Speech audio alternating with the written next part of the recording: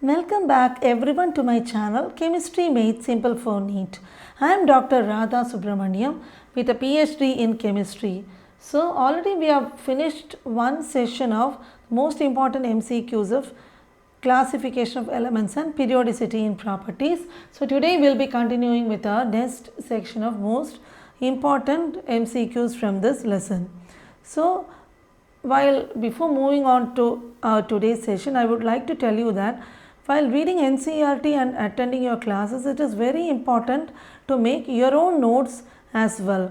So to conclude your learning, read and revise from handwritten notes. So whenever you prepare a chapter, make a summary of that chapter and note down important formulas and facts. So it will help you in a quick revision and you can go through the whole chapter within minutes just before the NEET exam which you are targeting.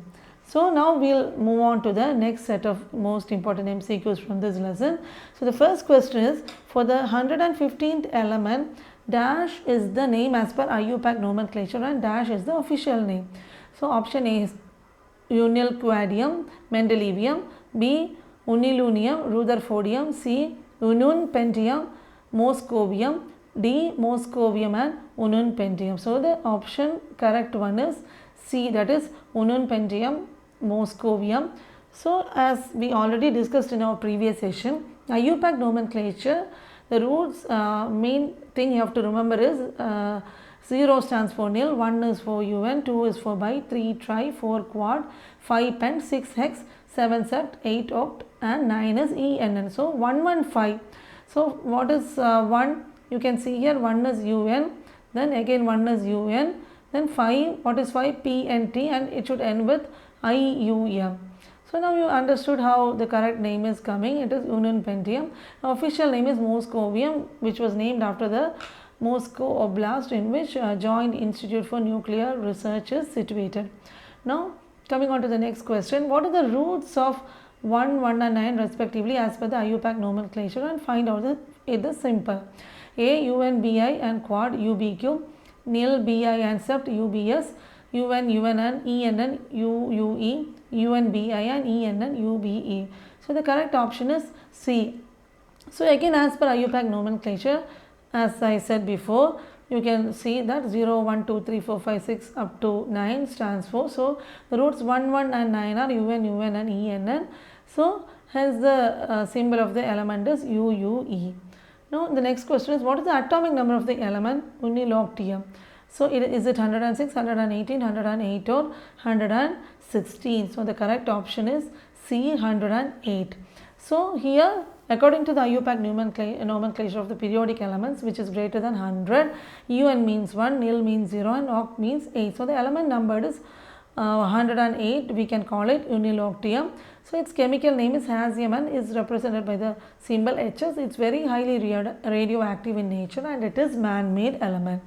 So again I repeat that I have included the most important points regarding for each and every question solution so that you can make note of the important points coming here.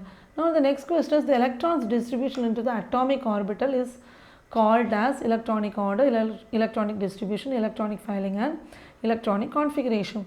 So the correct option is D, electronic configuration. So when electrons are distributed to orbitals of atoms by, according to Aufbau's principle, Hund's rule of maximum multiplicity and Pauli's exclusion principle, order they are filled is represented by the electronic configuration. Now the next question is, the location of any element in the periodic table is determined by the dash of the filled last orbital. Is it spin quantum number, quantum numbers, azimuthal quantum number or magnetic quantum number? So the correct answer is option B, quantum number. So why quantum numbers are responsible for an element's position in the periodic table? For example, we know that the principal quantum number defines the main energy level, that is shell. Last orbital principal quantum number is the periodic number of the element. Now the next question is, how many electrons are there in the L shell of boron? Is it 3, 2, 1 or 4? Correct option is option A, 3. Because the atomic number of boron is 5 and it contains 2 elements in the K shell and 3 elements in the L shell, as well as 4 electrons in S orbital and 1 electron in the P orbital. So the elements preceding boron is beryllium and element coming after succeeding boron is carbon. Now, what are the D block elements called?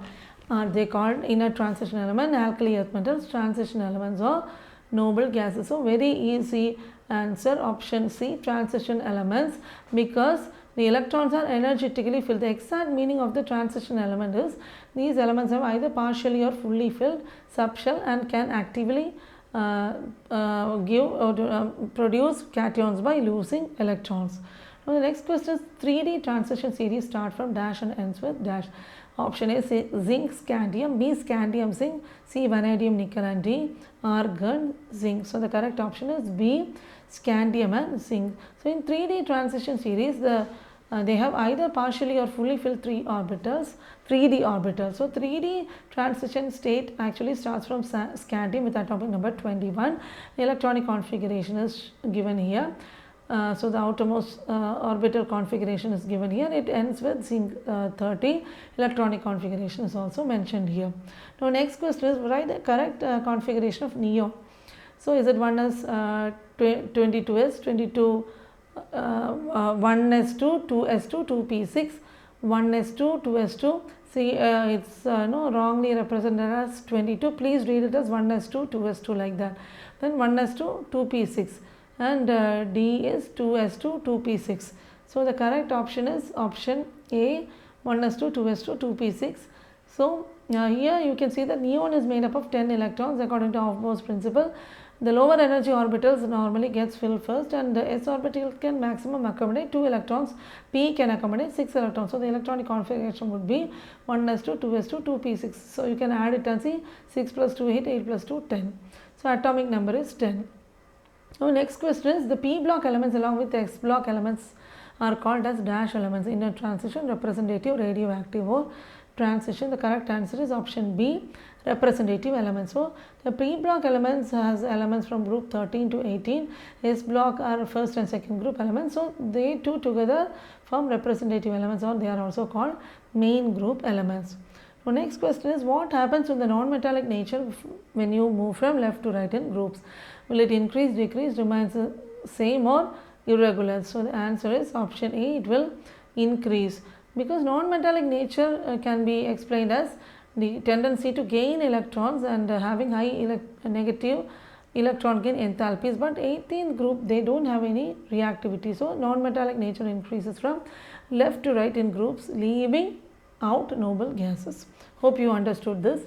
Now, the next question, outer shell configuration of transition block elements is given by n-1 d1 to 10, ns2, n-1 d1 to 10, n-1 s0 to 2, n-1 d1 to 10, ns0 to 2, or n d1 minus 10, ns0 to 2.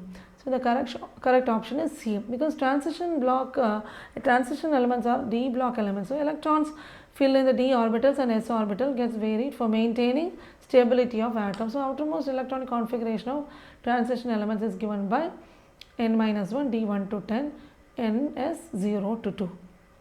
The next question, which is not true about transuranium elements? Atomic number, is it greater than 92? Elements after uranium decay radioactively as they are unstable. Example is thorium. So, the correct answer is D. Example is thorium. So, elements after uranium, that is atomic number 92, they are known as transuranium elements because they are not stable and they decay radioactively into other elements. But atomic number of thorium is 90, so it is not a transuranium element. So, next questions, chalcogens are the elements of group 18, 16, 12 or 2. The correct answer is option B, 16. This group 16 has elements which belongs to chalcogens. They are also known as oxygen family. This is very important. Remember, chalcogens known as oxygen family, and the elements of this group are oxygen, sulfur, selenium, tellurium, polonium. And why they are called so? Because they are mostly found in the Earth's crust.